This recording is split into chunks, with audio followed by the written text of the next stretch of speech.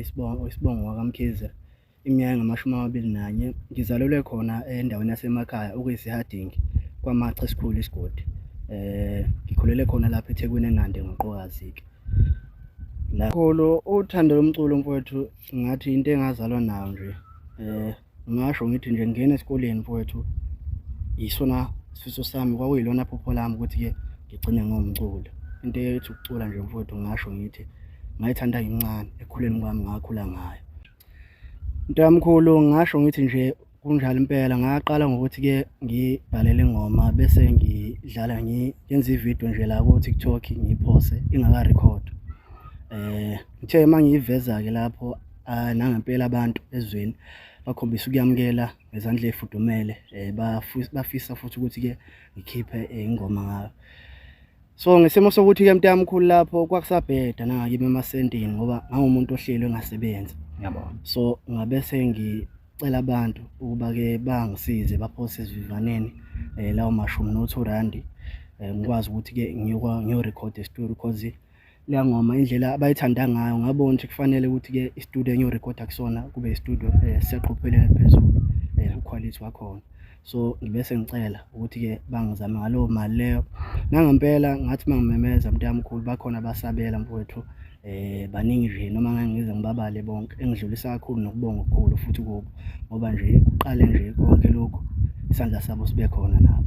Ngibe sengiyikhipha kanjalo ingoma ethi ngixolele mntanami recorda khona le GMD. Nangempela bayithokozela ngalendlela ababethembise ngayo kuma comment bangibuka ku TikTok ukuthi cha cula mfowethu bhali.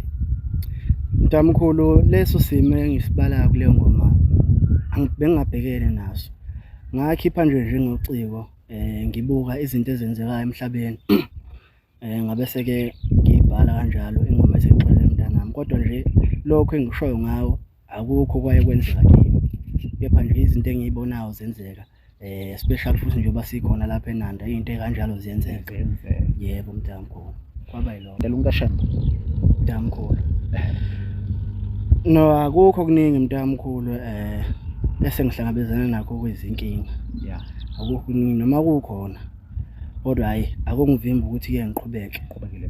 Kanti futhi-ke angikinaki nakho lokho. Isikhathi esiningi kakhulu iba lapha nje kuma-comment angeke abe mahle wonke noma ekhona uyogcina unqobile.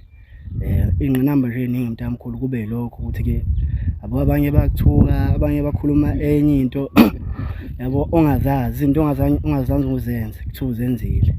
Ngaba ngisho nje ngithi lokho nje mfowethu okuyingqinamba engihlangabezene nazo lapho ngifike emculweni. Manje-ke mfethu ngifuna usicacisele kulapha mhlawumbe uyibonile i-comment kabhuti obathi uMaqatha olapha endimeni kaMaskandi eyikhuluma khona ngobeat a-complain khona athi wena uthathe ubeat wengoma yakhe ungazi uzokhuluma naye. Mhlawumbe ngani noma unalo ulwazi laleyo nto leyo mhlawumbe usicacisele lapha. No mntamkhulu ngiyakubona konke lokho ngiyakubona enkundleni. Bakhona mntamkhulu baningi kakhulu. Awusiphe nje mfethu abambalo noma bonke nje futhi abaculi bamaskandi asebekhona endimeni. Ngiyafisa kakhulu ukuthi-ke ngisebenze nabo because bayangishayela especially nje futhi la abakhona njengamanje. Ngiyafisa ukuthi-ke ngisebenze nabo bonke nje bonke futhi ngeke ngize ngibabale. Ngeke ngize ngibabale bonke. Ngcono ungabasho. Bekudlala kakhulu uMgqumeni noMtshengiseni. Ngisho ngithi nje lawo maqhawe amabili ngangawuthanda kakhulu umculo wabo ngaleso sikhathi. Ngisho ngithi yibo bangifaka kakhulu la kuMaskandi lawo maqhawe nje omabili.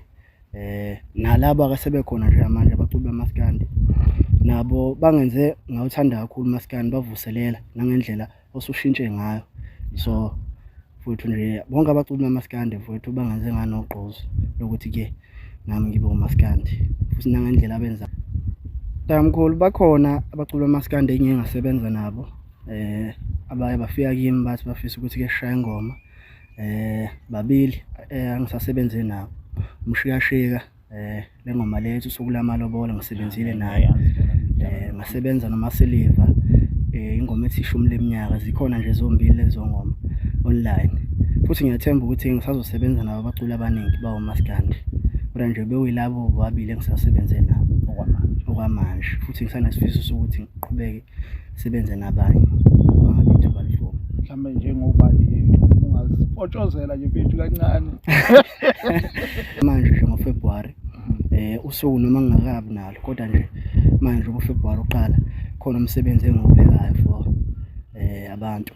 Uyeza nje maduze i-EP uzophuma lapho. Ngizophinde futhi ngibuye ngogodi lapho ngiyobe sengibuya-ke neqembu. Kuneqembu elikhona lapho ngiphethe nje insizwa ezimbili siyiqembu, iqembu leNgonyama. Abantu-ke basazolibona nalo kakhulu. Bezobe sengibuya ngawo December yamntamkhulu-ke sengizovala ngayo i-album. So inhlolo zami zimi kanjalo kulo nyaka lo. Dedele le EP manje makuqala umsebenzi, abantu nje mababeke indlebe ey'nkundleni lapha zokuxhumana. Ngizolokhu ngiba-update ukuthi-ke kwenzakalani nje manje, kodwa nje ukuthi uqalile uFebruary khona engizobaphakela kona, khona engifihle emqubeni. Sengijahele nje nokuyizwela lo album yakho ngoba ngiyangakuza usebenza nezinye iy'nsizwa lezi oy'balayo njengamanje ngezwe ukuthi le ndoda le ngoba phela kuyenza sesiyavala vele manje sesizoyivala.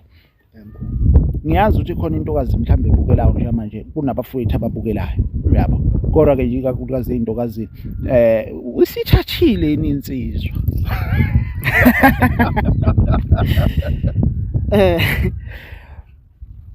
Lutho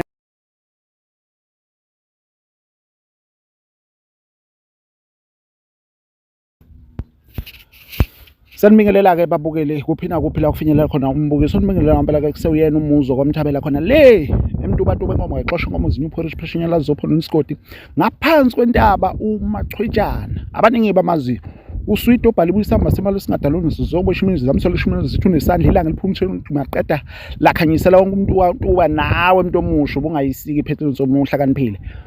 Siyacela-ke umbukeli ungalapho ngasekhaya, siyacela ukuthi wenze okulungile, cofa usubscribe, ucofa i-notification so that onke amavidiyo esuke sikuthulela wona ngempela azokhona ngempela ukuthi aqale wena kuqala.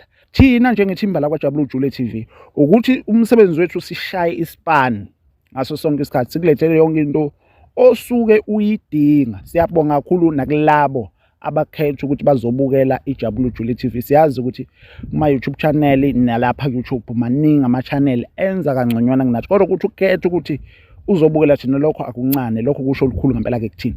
Namhlanje sithe asithathe ithuba sivakashele iNkunzimalanga. Abaningi bayayazi ayina ngicabanga ukuthi mhlawumbe akanaso isikhathi eside nawo uba simvakashele okuningi ngisazokuthola kuyena ukuthi kwenzakalani, but ngisana nakuqala mina ungimazi, kodwa utheme efika ngengoma yakhe imnandi ikwazamazama eSouth Africa. Kwangazamazama eSouth Africa kuphela, kodwa kwaze kwazamazama ngisho nakwamanye amazwe angaphandle kwala eSouth Africa, kodwa angifuni ukukhuluma kakhulu ngize ngeqa amagula. Mfethu asikubingelela kwiJabula Ujule TV. Ngibingelela namtsizwe ndala kwiJabula Ujule TV. Mfethu kuyintokozo kakhulu ukuthi namhlanje sikuvakashele size sikuthole. Siyazi ukuthi sesiye sazama kaningi ukuthi sizama ukuthi sikuthole, but wangenzeka. Kodwa ke namhlanje asithathe nje ithuba sibonge ukuthi sithe masicela ukuvakashela wasivumela safika kuwo. Mtsizwe ndala siyathokoza mfowethu. Asibonge mfethu. Mfethu awusithathe usibeke mfethu. Unkeshemba ubani? Udabukaphi qala before singene kwezomculo? Tamkhulu, ake ngiphinde futhi ngibingelele bona ababukeli beJabula Ujule TV njengamanje. Lo nihleli naye njengamanje uwandile isibongo wakamkhize iminyaka ngama-21. Ngizalelwe khona endaweni yasemakhaya okuyisihadingi kwamacha esikhulu isigodi. Ngikhulele khona lapha eThekwini eNandi ngoQokazi-ke. La ngiqale khona futhi umculo-ke. Yasimela kancane le nsizwa le neshuthayo lapha ukuthinta umkhize. Okay, kulungile mfethu, nayi ngiyakamkhize. Cha mfethu asingene-ke manje size kuwena-ke manje.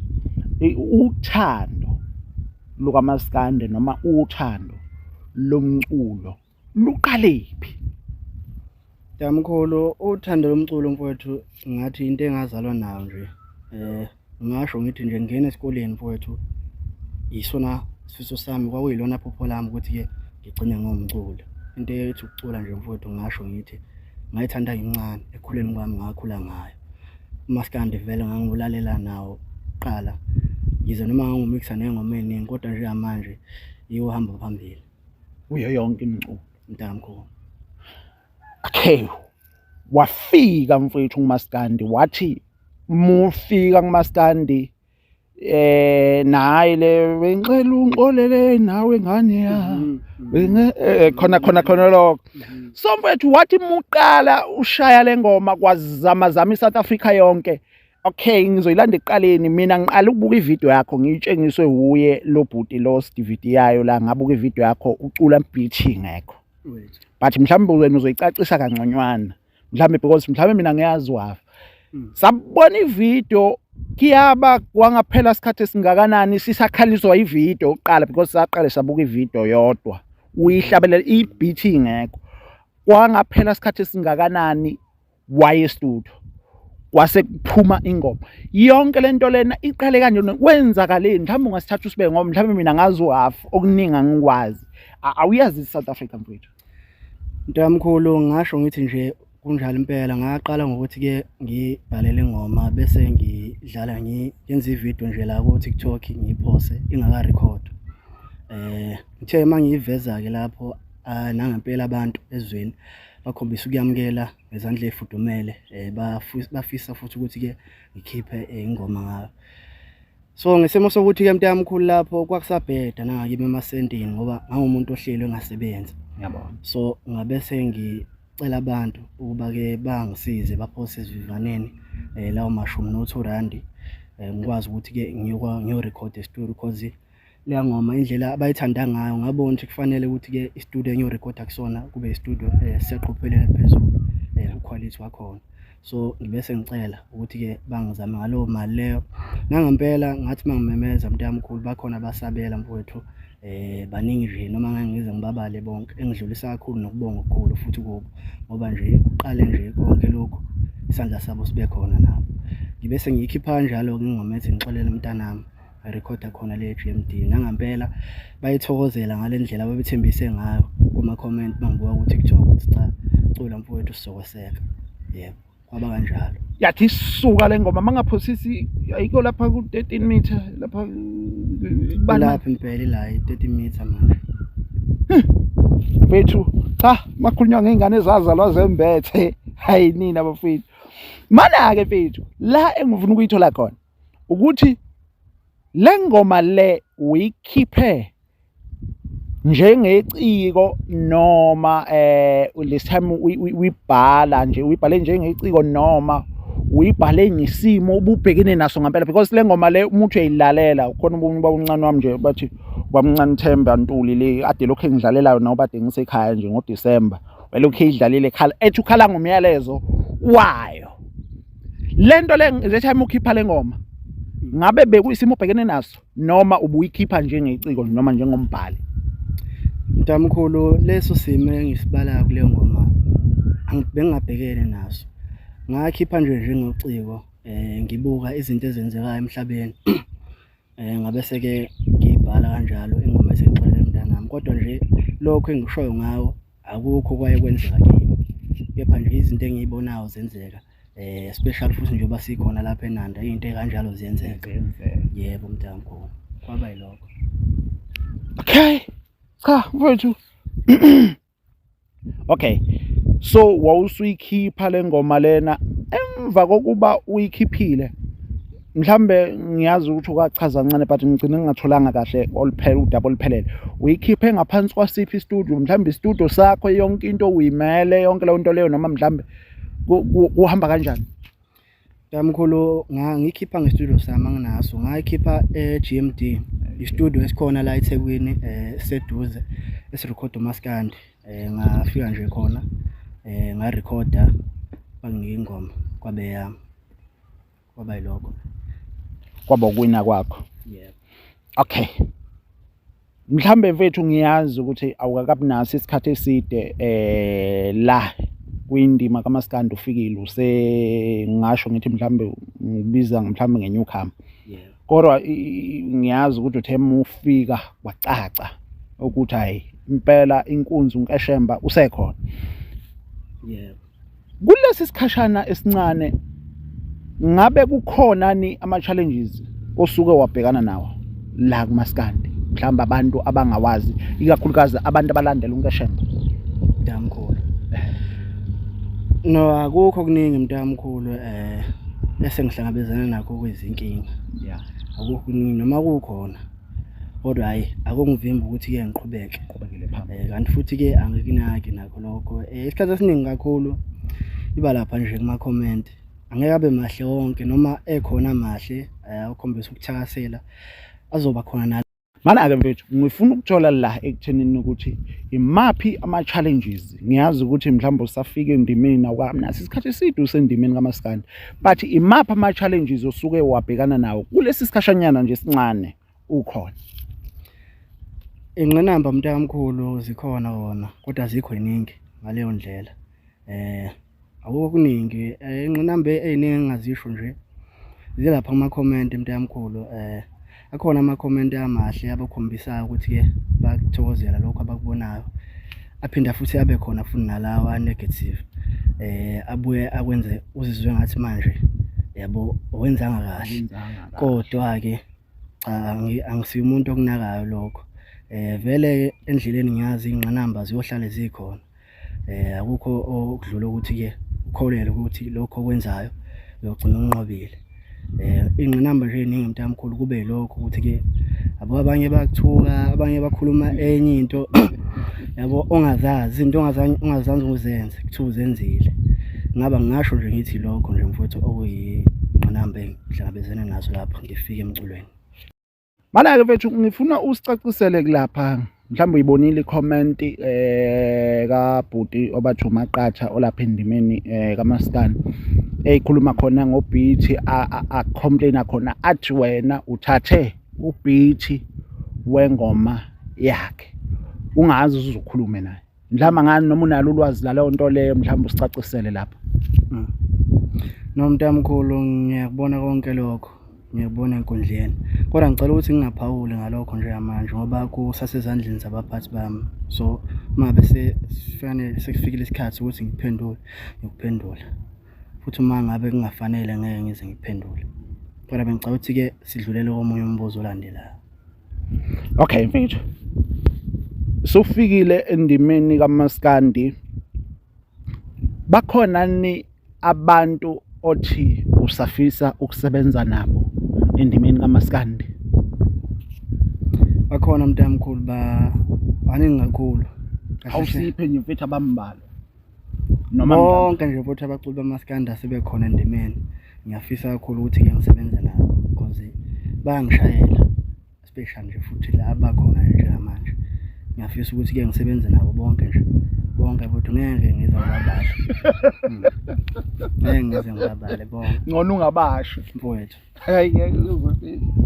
Mana-ke mfethu, okay, ngifuna lapha ekuqaleni mfethu, imuphi umculi kamaskandi othi uthema ukhula, ikakhulu kamaskandi ngoba nawo ngumaskandi?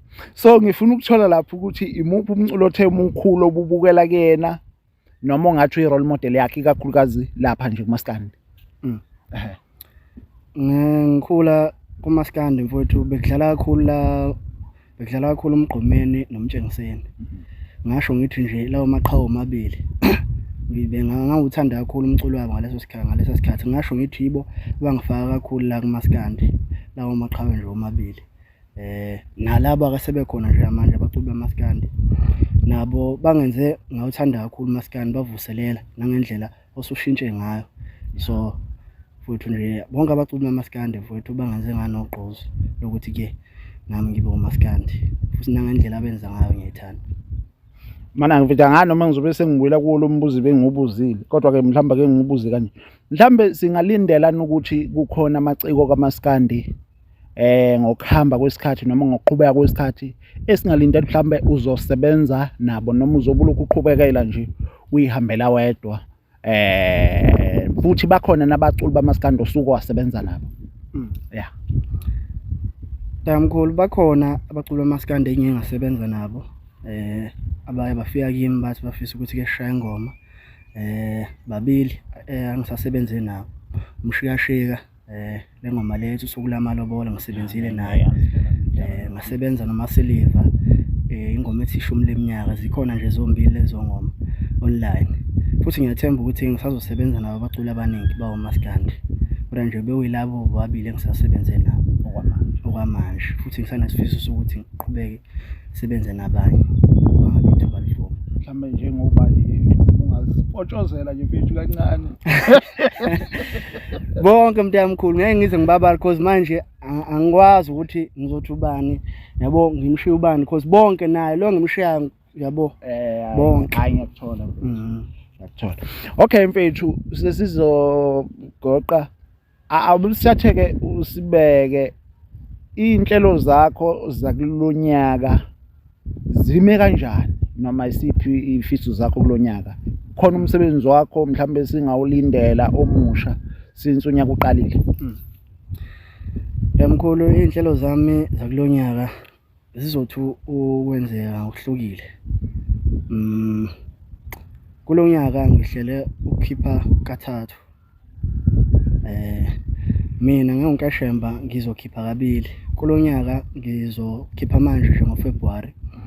Usuku noma ngingakabi nalo, kodwa nje manje uFebruary uqala khona umsebenzi engiwubhekayo for abantu. Uyeza nje maduze i-EP ezophuma lapho. Ngizophinde futhi ngibuye ngogodi. Lapho ngiyobe sengibuya-ke neqembu. Kuneqembu elikhona lapho bengiphethe nje insizwe ezimbili siyiqembu. Iqembu leNgonyama. Abantu-ke basazolibona nalo kakhulu. Bezobe sengibuya ngawo December mntamkhulu-ke sengizovala ngayo i-album. So inhlolo zami zimi kanjalo kulonyaka lo. Dedele i-EP manje makuqala umsebenzi, abantu nje mababeke indlebe enkundleni lapha zokuxhumana. Ngizolokhu ngiba-update ukuthi-ke kwenzakalani nje manje, kodwa nje ukuthi uqalile uFebruary khona ngizobaphakela kona, khona ngifihle emqubeni. Sengijahele nje nokuyizwela lo album yakho ngoba ngiyangakuza usebenza nezinye iy'nsizwa lezo y'balayo njengamanje ngezwe ukuthi le ndoda le ngoba phela kuyenzeka uthole ukuthi omunye uculile ingoma yakhe sayizwa imnandi kanti ayikuyiqondanele nje ukuthi hayi utheme qondanisa kwaqondana, kodwa uthi usuyaqhubeka uyalalela uyezwa ukuthi hayi is not make sure, kodwa ngithe mangilalele yakho ungena kwenye ingoma bodwa hayi into efakele ndoda le ithalent elayo, ilona elimfakile, ilona futhi elimenze waba la akhona. Okay mfethu. Kodwa-ke mfethu sesiyavala vele manje, sesizoyivala. Ngiyazi ukuthi khona intokazi mhlawumbe ebukelayo nje manje kunabafowethu ababukelayo, uyabo, kodwa-ke nje ikakhulukazi ey'ntokazini usithathile insizwa.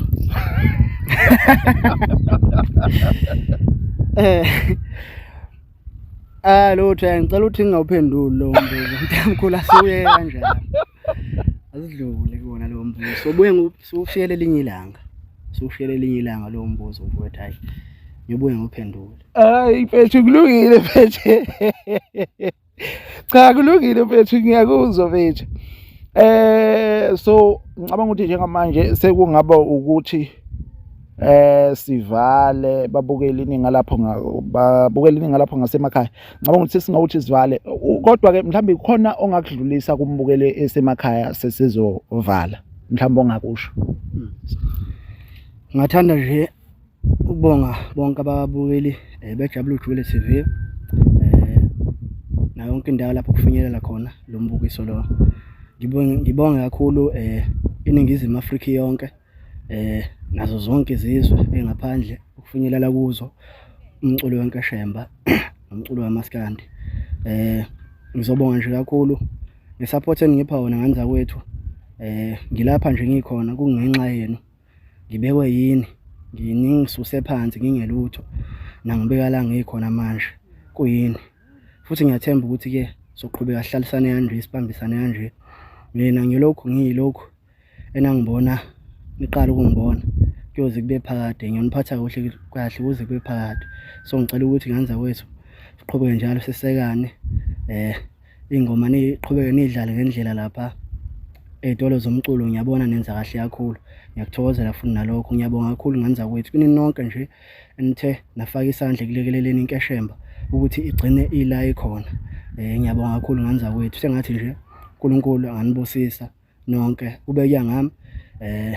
Ngabe nje nginihlabela nje umhlambi wenkomo, nginibize ngithi-ke wozani sizodla nami, sibungaze nje ukuthi cha sekuze kwafika lapha nginani. Ngiyabonga kakhulu nganzakwethu. Mfethu ukubonga thina kakhulu, kodwa-ke phela ngoba ababukeli abekho bayabukela, lokhu usungasala usukwenzela nje thina vele sikanje uze sibone. Qede lana ekhaya la, qede ekhaya. Kulungile-ke ababukeli bakaJabulani Jule TV, siyacela ukuthi nenze kulungile ninga lapho ngasemakhaya nicofoze usubscribe button. So lokhu sinethulela nje abantu abangosazwayo ngokuhlukahlukana kwabo njengoba sasenza isethembiso, kodwa-ke naleya content yethu le eniqala ukusazi ngayo asiyekile, so bese lokhu siqhubeka ningaze nikhomente kakhulu ngixenye nithi hawu-ke bekani imimoya phansi, konke into soyiqhubeka ngendlela right. Ake siphinde sidibane kwividiyo elandelayo. Bye bye.